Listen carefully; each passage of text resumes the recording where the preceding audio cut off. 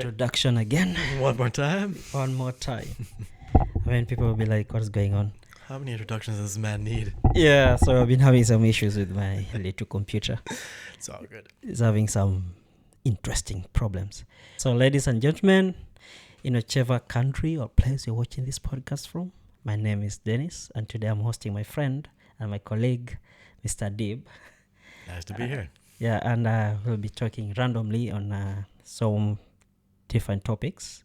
We don't have a specific topics. Maybe we'll start with personal story. I don't know. But the conversation, I hope it'll flow and everyone is going to love it. Hopefully. Yeah. So, so do you want to say something about yourself or something? Sure. Yeah. Well, hi, guys. My name is Adib. I am born and raised in Canada. I was born and raised in Canada. Serving at the World Center with Dennis. Yeah. Yeah. So I just want to touch up because last time we tried to record a podcast, but it didn't go through because of something happened with this computer for sure. But I just want to go back to our previous conversation about mental health. Yeah, that was a good. We had a really good long conversation. Yeah. So I think in the World Health Organization, they've said that out of 5 people, there's one person who has a mental health challenge. Yeah. And I think when people hear something about mental health, they always think someone is crazy or in a mental hospital. Yep. So basically you're having a mental breakdown. What they're describing is that it's something that affects your daily life, how you do activities, how you talk to people, how you approach things. And Adib is more interested in sharing most of these stories because I think we all struggle with certain level of mental health. That includes from stress to physical challenges to mental challenges, all this kind of stuff together. And I hope Adib will help me to explore this subject more. Well, I'm not really good at it. I'm definitely not an expert, so let's just begin with that. I am no expert, but yes. I've loved this topic since I've heard about it back in university days. I studied psychology. Again, this doesn't give me any credibility or anything, but I loved it because, like you were kind of saying, everybody has some kind of struggle with it, or there are some people who actually don't have struggles with it and they have amazing mental health. And one of those things that we learned about over time is just basically how mental health is breaking it down to a very simple sentence is, your ability to cope with the challenges and crises that you face in your life. The ability to handle all of them, and whether you have a strong ability, whether you're weak in it, whether you let things affect you, and then overall it affects you, physically, and going along the lines of depression or anxiety or, so yeah, I know I don't sound so credible right now, but I have so much in my mind about this topic, and my brain goes really quickly about it, so. I think it's just creating awareness that these things really exist, that people are having a lot of challenges. And it's not that if someone says he's going through difficulties doesn't mean that this person is crazy. And, in a population where people are not really welcome to share their challenges, it's difficult to know what people are going through. One of good example is if someone is working in an office, and one thing that you realize the people are very moody and they're not handling things really properly, and you end up judging them a lot because you really don't understand what they're going through. And sharing somewhere, if someone was asking if you're going through challenges, like you're going through a mental health problem, and someone invites you in a dinner to knock the glass, I don't know how to say it, like to be a speaker or something, and that day in the evening before the day, you kind of start having this challenge, right? Between the two options, which one will you give? One of the option is, will you say, actually I'm really down, I'm going through challenges, I won't make it tomorrow?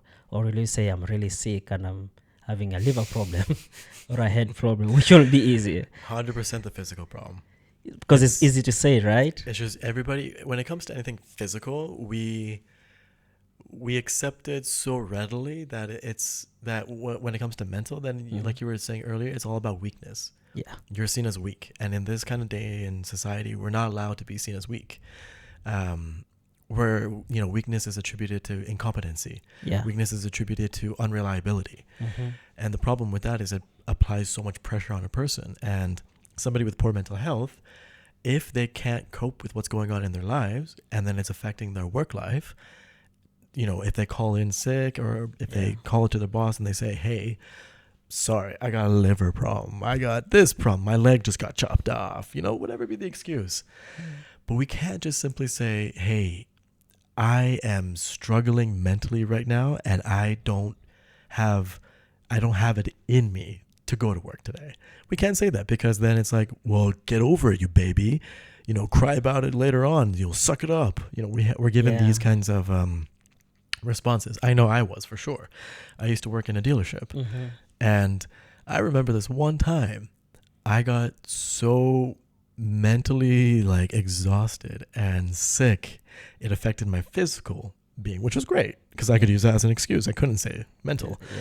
But I even messaged my boss and I'm like, yo, I can't make it in today. And I'm in the hospital. And I actually was in the hospital. My boss is like, send me a picture. Prove it. Yeah, prove it. And I'm like, are you kidding me right now? So I did. I sent him a picture of the IV into my arm and everything. That just goes to show you, there's a lot of these businesses, a lot of these offices and these jobs that put this kind of pressure on a person, and it's no wonder we struggle mentally at work. Now, you couple that with family pressure. You couple that with friendships. You couple that with, your community life. You couple that with so many other things, and let alone if your self-esteem is not so great. Then you're just like, where else are you going to go with your mental health? Nowhere but down. I think most of the companies or the setting of these workplaces are set in a way that it doesn't really care about you as an individual. It's more cares as the entity. And one of the examples is someone was sharing, if you're having a lot of problems, or if you're having a challenge mentally or physically, is 1 second for you to be replaced.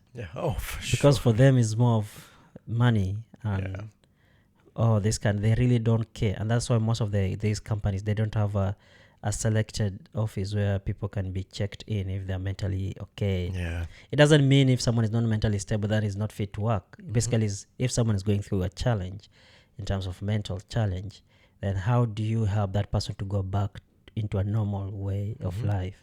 And that's one big challenge, right? So, and that's why people don't share when they have mental problem, because if you're having a mental health issue, then you're basically 100%, 90%, or even 80%.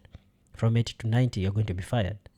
Because there's no structure in these companies that are able or capable to take care or to help someone to come back into a life. And you find people fall into depression because of this kind of stuff, right? And one of good examples, in African setting, if someone is having a mental problem, especially our previous let's say millennials, you find that people, they find an scapegoat, right? So they want to escape from that thing, and they end up drinking. They end up having this kind of other side things just to run away from reality for a few minutes and then go back. But it doesn't really solve the issue. Never solves the issue. Coping mechanisms where we have I think, we were talking about this before. We were talking about Netflix. We talked about cocaine. We talked about drugs, alcohol. Watching TV all day. Man, porn. All these things people use as coping mechanisms to get a relief from the pressures of the day. And the problem with that is that it's a very, very unhealthy way of coping, because they do not solve an underlying problem. Which is, mental health, I guess, skills or capacity. It just numbs. It's a numbing surface thing that never will solve the problem, and it's always going to be like a black hole where you fill, and it'll never stop and never end. And unfortunately, it always leads to all these other issues, and it's just a vicious cycle that goes down. Because you're not solving. So, you mentioned last time, sorry, the viewers, they really didn't get it, but we had a very serious conversation. It was really good. Y'all missed. It was so good. I know. Guys, you should blame this computer. Anyway, you realize that when you try to run away from your issues to be solved, what you are doing to your brain when you're taking alcohol or finding an alternative is like dosing your brain, right? So you're giving it to small doses, and then your brain gets addicted to that kind of stuff. Yep.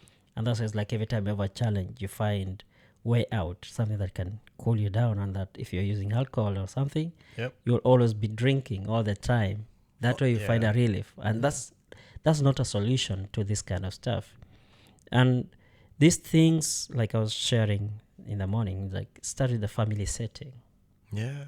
So when the kid is young, how you grow up, right? So it affects you all the way to when you're older and working, because you're chasing a ghost, or a ghost is chasing you, right? Something that you cannot solve. So when you're young, you saw a lot of different things, because when people think about mental health thing, is like, oh, this guy's mad, oh, this guy is crazy, he needs injections for him to go back to more. That's why you have like these hospital mental institutions, a lot of them, and they put people there because they think like the operating level is lower than normal operating level of human beings. And when they introduce something like a mental health, these things, in a way that instead of having a solution, it makes you now stepping back and going to this corner of yourself in a corner, like there's no help at all, Yeah. That's the thing. We are definitely a society of quick fixes. Yeah. We definitely want a quick solution. No matter what. We're, I guess, what is that called? Swipe culture. Like we think things should be instant. Yeah. Even businesses, the way like you were talking about how they're operating, if a business were to actually care about its employees' mental health, right? Let's say somebody is struggling. Let's say someone's going through something.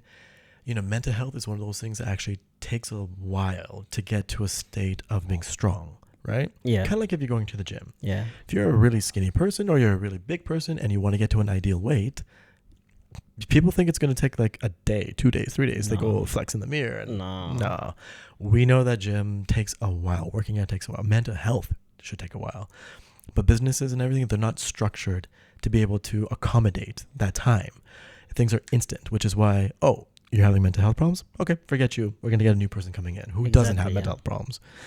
But the issue, I think 100% is, one is a lack of awareness. And one thing that's always frustrated me growing up and going into different kinds of jobs was how it is obvious that if you have happy workers, you have efficient workers. Yeah. You'll have people committed to the job. You'll have people who will actually go above and beyond for you. But a lot of these businesses lose sight of that, and they think that, what is this, the hustle culture, grinding culture, like you push and you push and you push.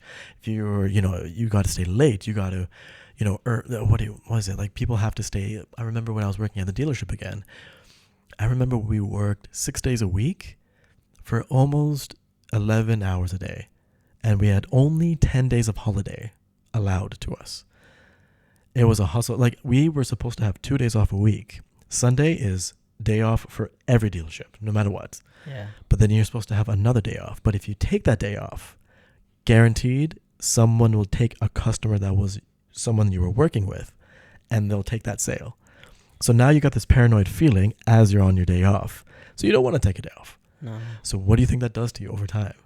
Little by little, you're stressed. You don't rest. You're not taking care of your mental health. You're worried about money and sales. It's competition, right? So It's what all the companies do, they create a competitive environment. Oh, yeah. So it's more of how much they make. It's a comparative. Yep. One of the example my father-in-law was sharing that the way the global cooperative work is a big cooperative buy a small cooperative, which buy another cooperative, which buy another cooperative, which buy another cooperative. Right. And then that small cooperative buy businesses. Yeah.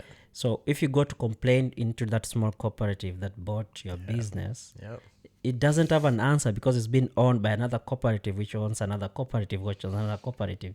So you're literally, you can't reach up there. So if you ask your manager, is there, it's like, oh, I'll talk to my boss. If you talk to your boss is like, my hands are tied. Like, you're the boss. How is your hands tied? Like, oh, because I have a boss. who was a boss, and they have a who boss, was a and boss, they have who a was a boss, boss, and who they was have a a boss. boss. So Yeah. the rules come from the top going down, Yeah. all the way to the lowest person there. But the person who's making the rule up there, his interest is not about your well-being. No, His it's interest money. is more of It's money. how you're gonna make more profit day by day. Yep. You know. It's a problem though, because it squeezes people. Like the idea of like, if you have a cloth and you soak the cloth in water, you're squeezing out everything possible from this cloth, and eventually there's going to be a point where there's nothing left. Yeah. Nothing. And that's where you get the mental breakdowns. That's where you get people who don't show up to work, or they're late, or they quit and they go to another job, or they ask for compensations. And it's just this whole idea again of this hustle grind culture is just, I think it's not a great one. And on the flip side, the ideas of how to build mental health is also another important thing. Yes. While things are like obviously deteriorating on one side, we can think of ways to build it. And so far, the stigma of mental health is something that it's being overcome little by little. People are talking about it more. It's becoming more of an awareness thing, to the degree where, businesses are actually, I've noticed it with some very small businesses. They are taking it seriously. They're offering more pay time off. They're offering like, mental health days that you can take off instead of sick days. It's also mental health days. Like it's being introduced slowly, but to these bigger places, it's going to take a while, I think. But for the time being, I think the focus for individuals is, how do you build better mental health? That's the question. Yeah, because I think also there's a country, I don't remember which one, Finland. which people work only 5 days a week. Finland. It's Finland. Always Finland. Finland or Sweden. One of those countries up there, man. Always rated for high for happiness. It's them. They got the thing. Switzerland, maybe even Switzerland. Yeah, because I had also, they have a time for you to go and sleep. Oh, God. Like during lunchtime or something. They have, during the day, you have like 2 hours. Siesta.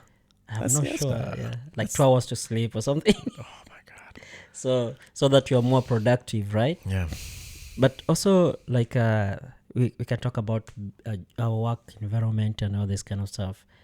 How do you think the family also impacts this kind of mental challenge or mental health? The family? Yeah, like in family setting. Oof, I think that's where it kind of all begins. When you're a kid, you're so new to the world. You're new to challenges. You're new to experiences, and you have a sense of curiosity and wonder. And when you experience emotions and struggles for the first time, second time, third time, these are still new to you. Yeah. You haven't practiced enough. Yeah.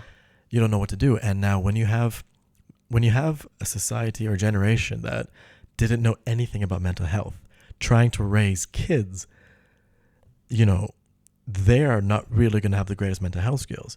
But the conversation and the dialogue has been increasing. So now you go to the next generation. They're a little bit better.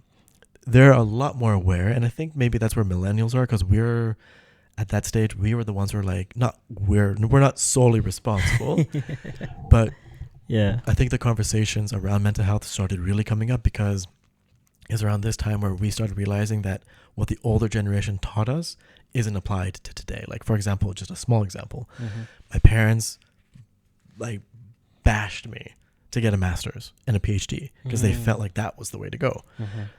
Back then, 90s and 2000s, maybe. But nowadays, man, I could just go on YouTube, I could go on TikTok, and I could just make millions easily, right? Yeah. Well, maybe not easily, but you have to work hard.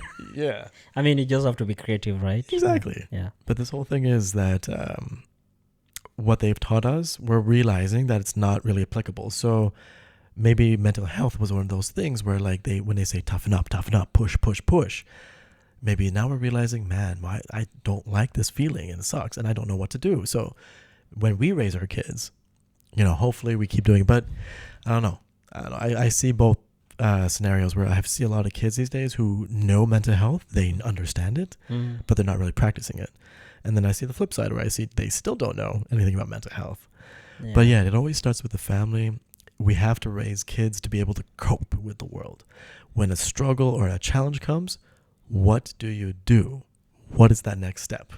Yeah. Like, think about it right now. If I ask you, Dennis, you have a challenge at work, right? Mm-hmm. We're working, we're doing our best every single day. Now, let's say something happened with a vendor. An issue happened, you don't get the product you want, you can't deliver it to the department, the department gets upset. Yeah. What are you going to do? Calm down first. You put God first. Kidding. Say a little prayer. It's a little prayer. I think you just have to sit back and try to analyze, okay, so where did things go wrong? Mm-hmm. So instead of getting worked out, like getting so much, because there's pressure from both sides, right? So this one side wants the product and you're trying to find the product from a person who doesn't have the product. Yeah. And there's a lot of pressure that's coming from this side.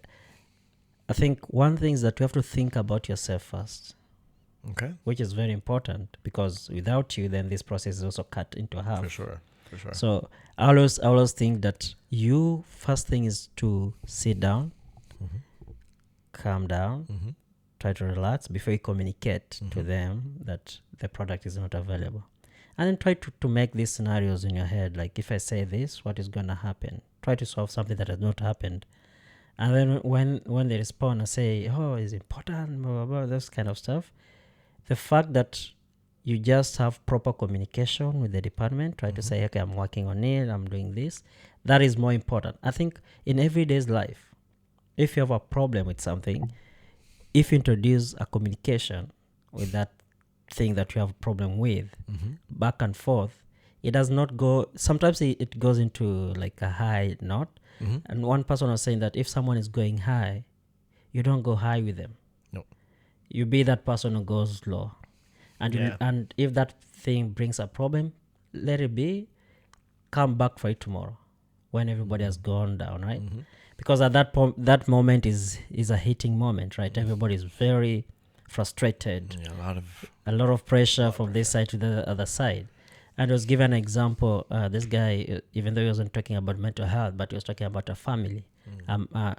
If you have brothers, sisters, mom, dad, whatever in a family, and let's say you're having a fight with your sister or your brother. I've had many of those. Yeah. Many of those. And maybe you're the youngest. I don't know. Or the eldest, you know. I am the youngest, yeah. And someone is, you guys having a heated conversation.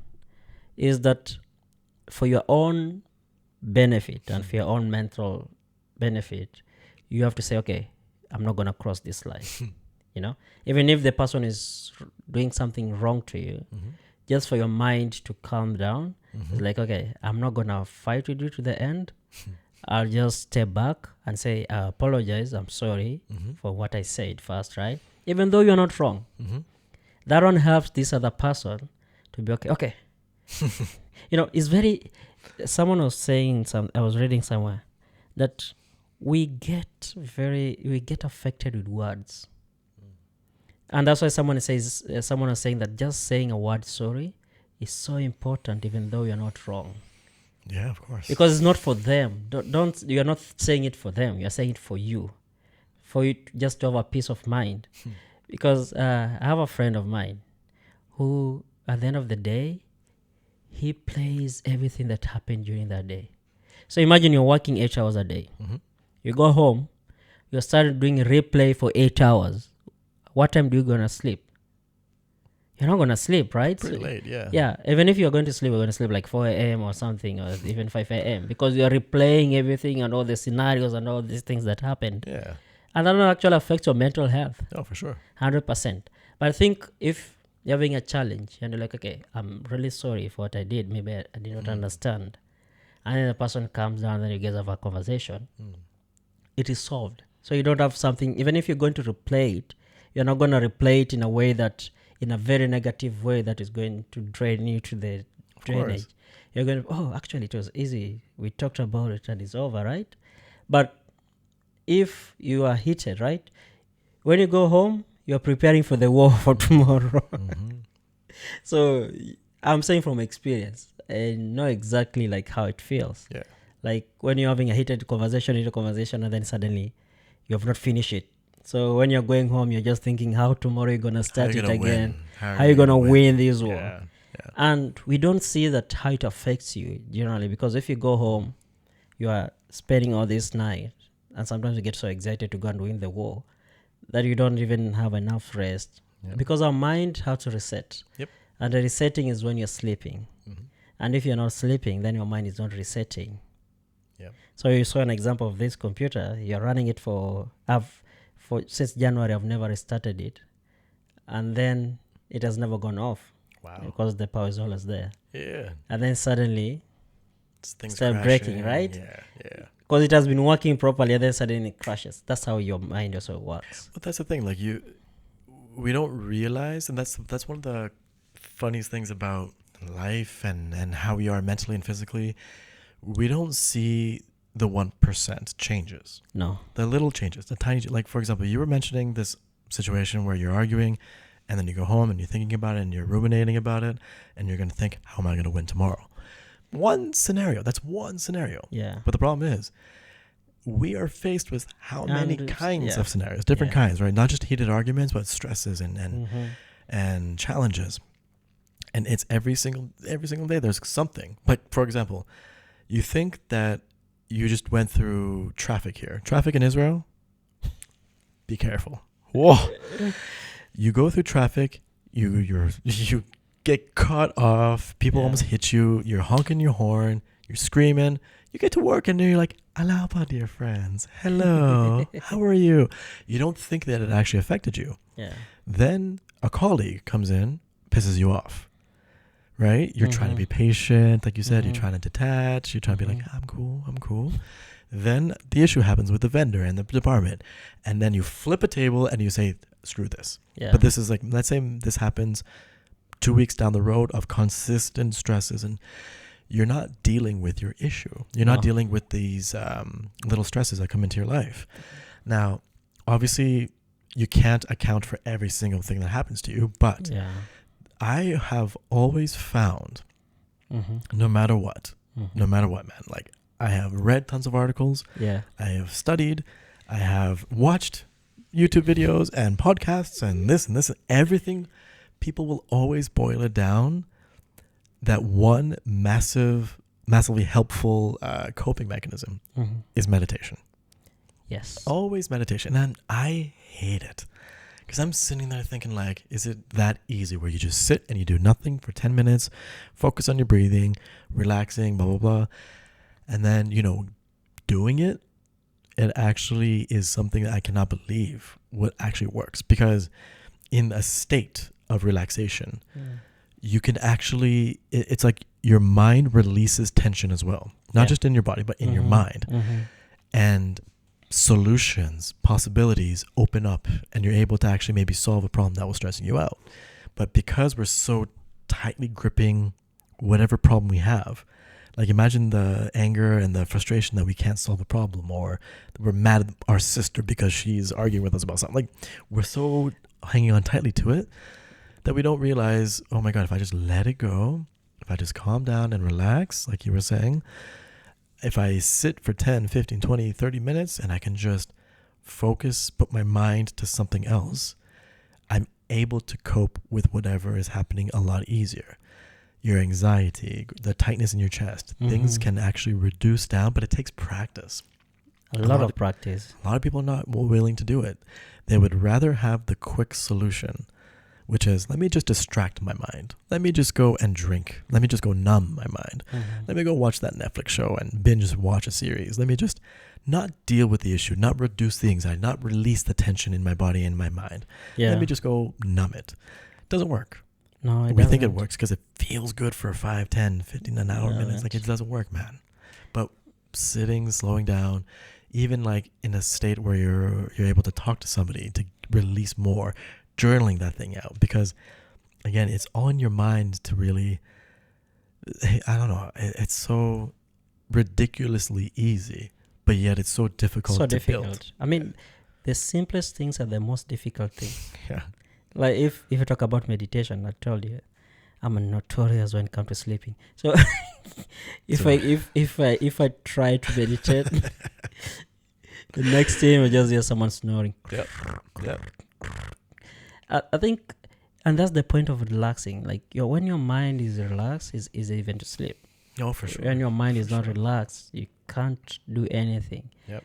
And one of the things I was also thinking about is like, okay, so other people also get this kind of mental challenge, because one of the most important thing I think is to forgive yourself. Giving yourself like a little grace. Exactly. Oh, so for sure. So when you do good, tell yourself you're done good. Mm. When you do bad, talk to yourself and say, okay, I've done something bad. For sure. And For sure. I'm really going to forgive myself.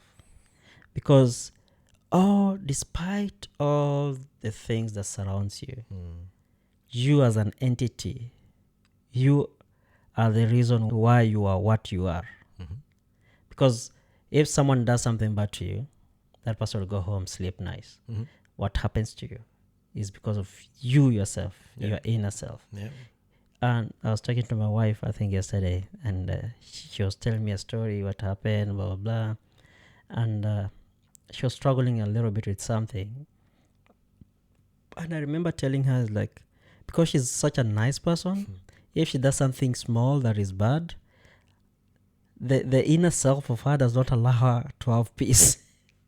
She has to think of, okay, I have to go and tell this person I'm really sorry for what I did yesterday, you know? She's so sweet, though. Is something that some of us, we don't have. Like, I've grown in a society whereby, bro, I really don't really care how you feel. You know? Yep. You do something bad to me, I'll give you back. Yep. And you don't, because we think that, okay, that's a solution, because someone does something bad to me, I've already paid it, then I'm okay. But it's not. Because after some time it builds up. These things build up. I mean, you're gonna 100%. It doesn't matter how many years, but these things are gonna catch up with you. Yep. At one time in your life, you'll just break. And forgiving yourself, like you said, doing meditation, and not just meditation, closing your eyes. Like, you have to understand what is that science behind it, right? For sure. Because some people just, you close your eye and then you stay for 10 minutes. And they think you that just see darkness working. in your eyes. You don't see anything. No. Because that's one thing that I was telling someone. Like, I hear everyone talk about meditation, and first thing that I do when I close my eyes, I just see some stairs moving. You know, like those, I don't know how to explain them, like darkness or something just moving. Yeah. And I keep on rolling my eyes, trying to find what is going on. I'm trying to follow my eyes to get into the end of it. But someone was saying, I think someone called Ian Wright or someone. Okay. He was talking about meditation and says that you have to clear your mind. And he said that how you clear your mind is to let everything to play until it finishes. Mm-hmm. You don't stop it. No, you can't. Yeah, so, you know, the more you struggle to stop what is playing in your mind, the more it creates more other things, right? It's kind of like when I tell you, don't think about pink elephants. Already, Your I'm thinking brain's about gonna... exactly, yeah. That's the thing, though. Like, the misconception about meditation is that you clear your mind, that you think of nothing, and that's practically impossible. It's practically impossible. Yeah. Your mind will always come up with something. There's always going to be something floating to the surface. Yeah. But the whole point of meditation, which actually will translate into your real life, is the ability to distance yourself from your thoughts. The ability to distance your emotions from your thoughts, to realize thoughts are what they are, just thoughts. You remember we talked about in our last conversation, this whole thing about like how the outer world, everything in that outer world is what it is. Yes. You cannot change it. No. Kind of like we talked about the tree example. Mm-hmm. You look at a tree, it's a tree. Mm-hmm. You will never shout and try to do what you can to change that tree into a dog. It's never going to work. You're crazy for thinking that, right? Yeah. Now, your thoughts are kind of, that same principle applies to them. The idea that like thoughts will come up naturally, but they're just that. They're just thoughts. Mm-hmm. They're just things. Now, the problem is we tend to put those thoughts as like glasses. We take the thought and we're like, oh, I'm seeing the world like this now. I'm seeing through these thoughts and I'm attached and it's like a movie. You know, when you watch a movie, you're kind of entranced in the movie, right? Yes. You're absorbed. You don't realize what's going on around you. No, yeah. You're absorbed in that movie. It's the same thing with your thoughts. You're absorbed in the thoughts. In meditation, the practice is to be able to distance yourself from them so that when a thought comes in like, oh my God, I suck as a human being. You're right over here. Your awareness is right here looking at that thought and being like, what the hell? Why? That's not real. That's not real. Yeah. And then eventually, you know, you have a choice. You can let it go by because that's what it's going to happen. Thoughts will come in and leave, or you can identify with it. So that's what the practice of meditation is. And that's why they tell you, focus on your breathing. Because when you have an anchor, your mind is like a monkey, like it's trying to like go crazy. Yeah. So the whole thing is training your mind to be able to distance itself from the thoughts. Now that is going to be one of the most healthiest ways to cope with, challenges and struggles in life, and thus leading to better mental health. And it's because the better you get at meditating by yourself at home, you can start translating that into your daily life. You're going to be dealing with work. And like you said, the first thought you said was, I got to calm down. So when you've already practiced like for, hundreds of hours, now you have the ability of like, oh, this is just a problem. Mm-hmm. I am not identifying myself with the problem. This is just something I could do. Okay. I see the problem. And then if you were meditating, I see the thought. When you're walking in a park, I see the tree. It's like this separation, right? So when you separate, then you're able to actually work on the solution. So, yeah. I think one of the important thing that we all sometimes we forget is the role of spirituality into all this kind of stuff. 100%. Because most of the time we think of, okay, I can solve my own problems. But when people think about spirituality, they think in terms of religion. But that's not it. Spirituality is not religion. It's something, when you believe into certain power or something that is higher than you, it doesn't matter what. And that you identify yourself with that thing. And that's why like you find in things to do, like for example, love, kindness, honesty. Those are social construct qualities, right? But because we don't know the source of it, then we identify that source of those kind of someone doing something good with spirituality. And then that the thought of God comes in, right? So it's like, I want to be pure, I want to be kind, I want to love my fellow human beings.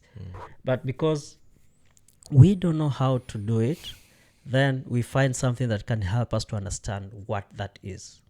And that's why the role of faith, the role of this comes in. So most of the people say, I don't want to be, I'm not spiritual, but I'm loving, I'm kind. But what is the source of those things? Yeah. It's not you as a person, right? So, but those things or those qualities are necessary for society to grow. Yeah.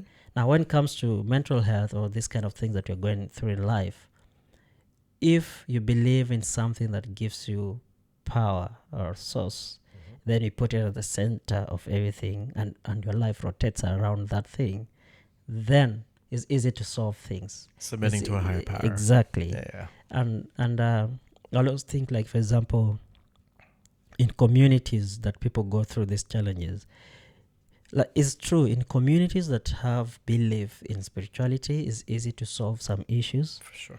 Than a community that doesn't have. Now, people have different opinion when it comes to that. Some people say, oh, it's not true because of is people's opinion.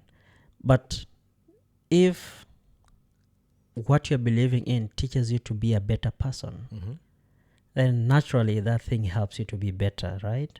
It helps that society. So if you go to society that everybody is kind, everybody is loving, everybody is honest, everybody cares about the other person, then that society, if they believe in God or not, they have those qualities that naturally helps that society to grow. You know? I do.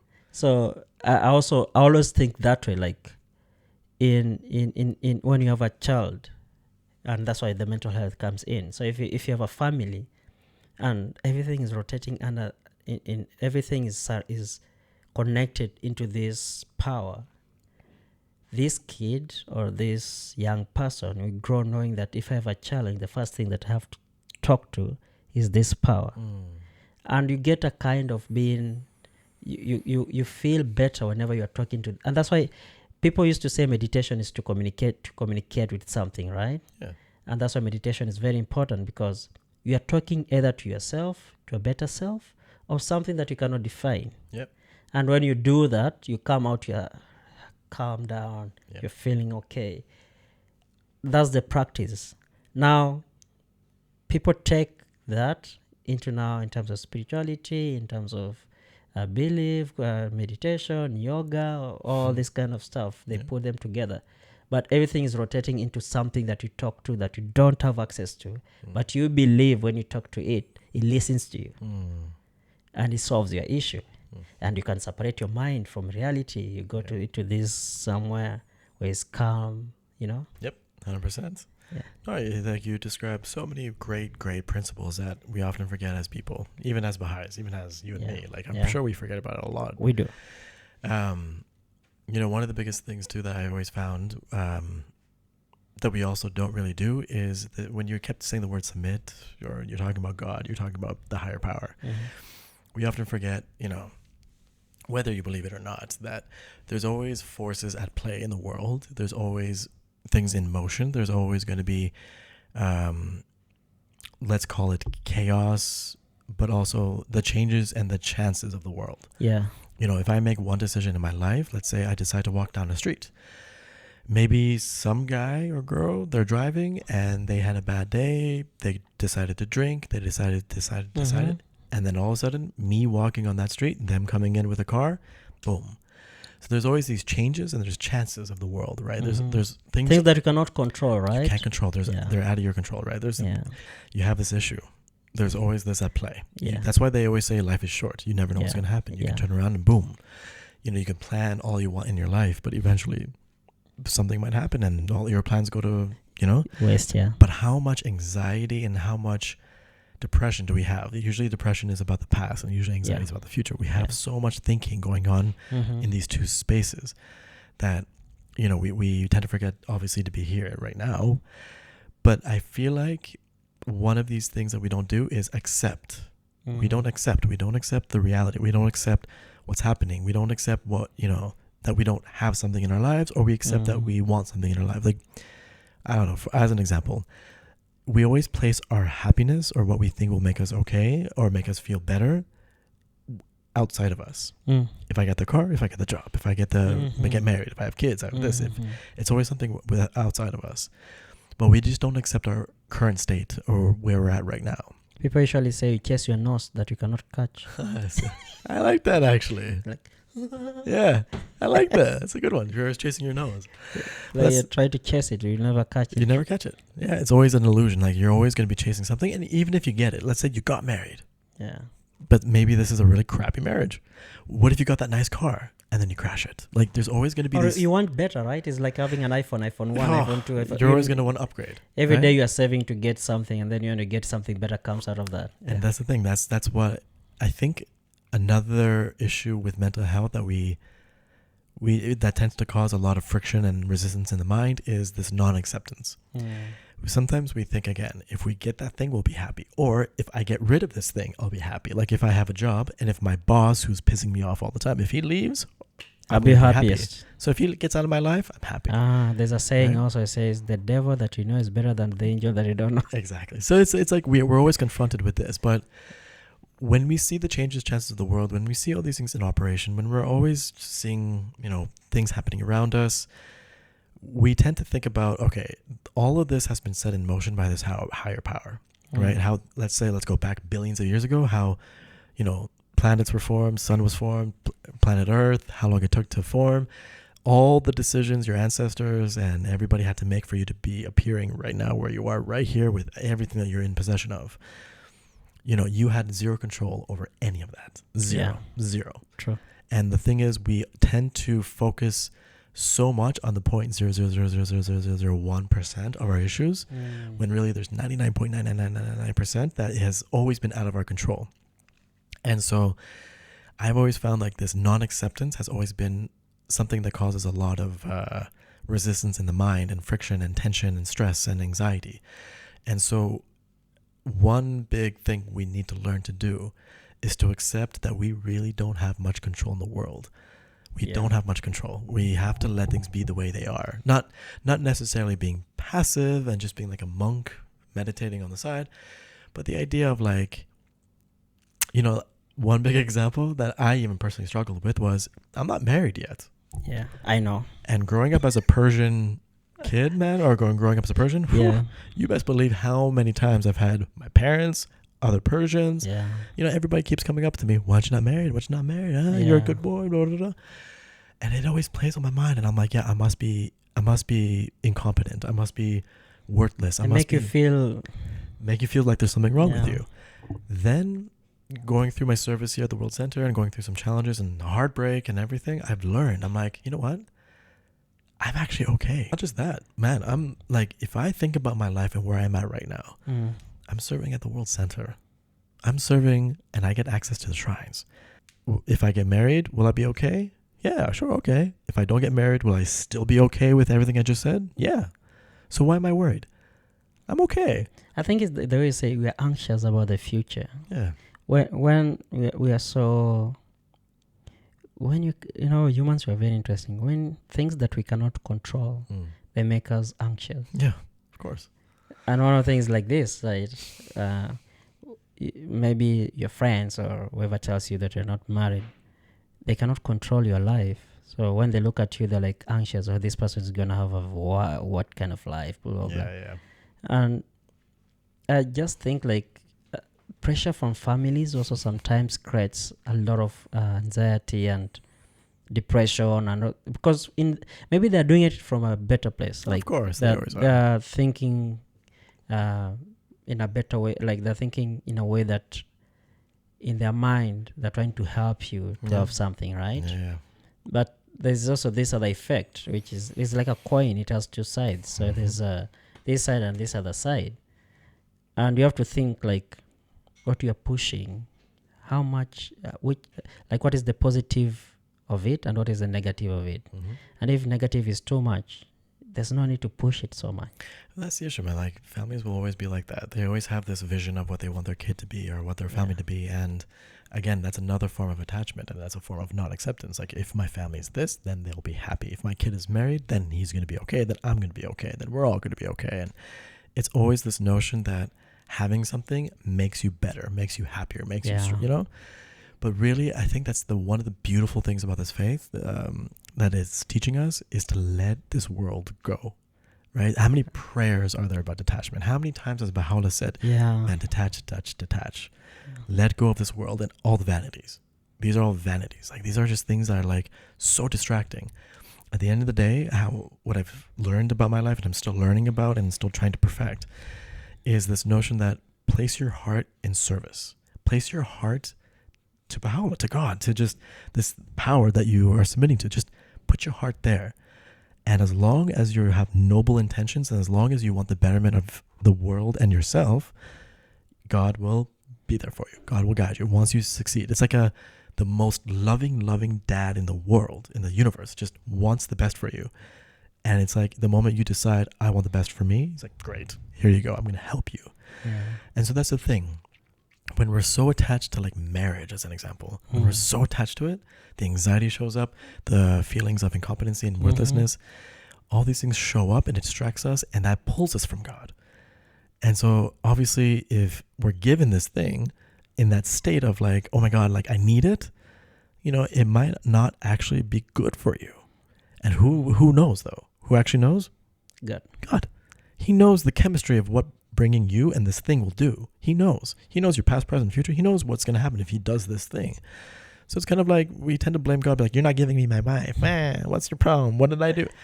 But really, if you look at it, it's just you have a big part to play with your free will. You can make any decision you want. You can go out there, get married, sure, but is it going to be actually solving your problems? Is it actually going to be no, not really. But actually you become a problem to the other person, because if basically your aim is to get married for you to be better, then you're becoming a problem to the other person, right? Yeah, it's all about you. It's all about feeling better. You're selfish. Yeah, you're like you're using everything possible just to get what you want. But you have to remember, it's also unconscious. Sometimes it's unconscious. We don't sit there being like, I'm gonna get married, so I feel. We get married because we think this is the way. We think that this is gonna help fill that void and that gap. We feel like we're gonna be valued by somebody. We feel it's hard. We're human, and that's the problem, right? Yeah. What a better way to finish the talk.